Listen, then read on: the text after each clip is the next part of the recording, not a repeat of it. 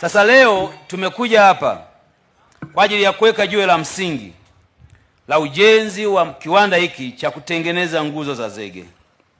Mtendaji wa kampuni tanzu ya TANESCO ametupa taarifa yake. Akasema kiwanda hiki kinagharimu bilioni 6 na milioni 800. Na kiwanda hiki kilianza kujengwa mwaka wa jana, mwishoni mwezi wa 10.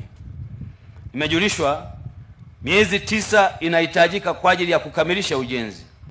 Sasa wameomba kwamba wanahitaji fedha bilioni 4 ili tukamilishe mradi huu.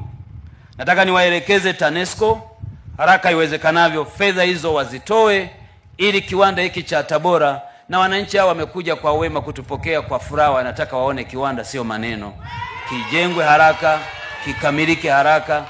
Jamani, hakuna jambo baya kama tuje hapa muache shughuli zenu, baada ya muda tuwaletee hadithi.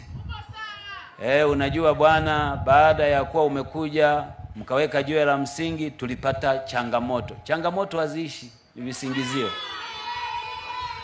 Nataka kuona kiwanda hiki kinakamilika kwa haraka, kwa sababu Mheshimiwa Rais mwenyewe alishaelekeza kwamba angetaka kuona nguzo za zege zinazalishwa kwa wingi.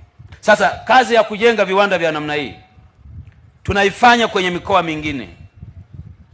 Upekee wa kiwanda hiki na viwanda vingine kwenye mikoa ya Arusha, Dodoma, Singida, Kigoma, Shinyanga, Lindi na mahali kwingine, yote hiyo wanaojenga ni sekta binafsi. Hiki ni kiwanda ambacho tunajenga sisi wenyewe serikali. Wito wangu kwa kampuni tanzu ya kuzalisha zege TCPM, mkifanye hiki kiwanda kiwe shamba darasa kwa viwanda vingine. Mjenge nguzo zenye ubora. Na nimeambiwa uwezo wa kiwanda hiki utakuwa na uwezo wa kuzalisha nguzo 120 kwa siku, ambazo zinakidhi mahitaji yote ya mkoa wa Tabora na mikoa jirani.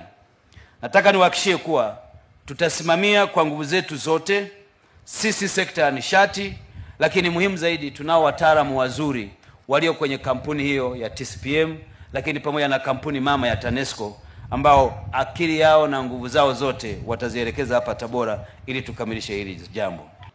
Serikali kupitia kampuni hii ya TCPM tumeshazalisha nguzo na kuzisambaza zaidi ya nguzo 34,000 ambazo zimesambazwa nchi nzima, na hivyo kusababisha ongezeko la jumla ya nguzo 14,815 ambalo ni ongezeko sawa na 76% katika kipindi kifupi cha mwaka mmoja.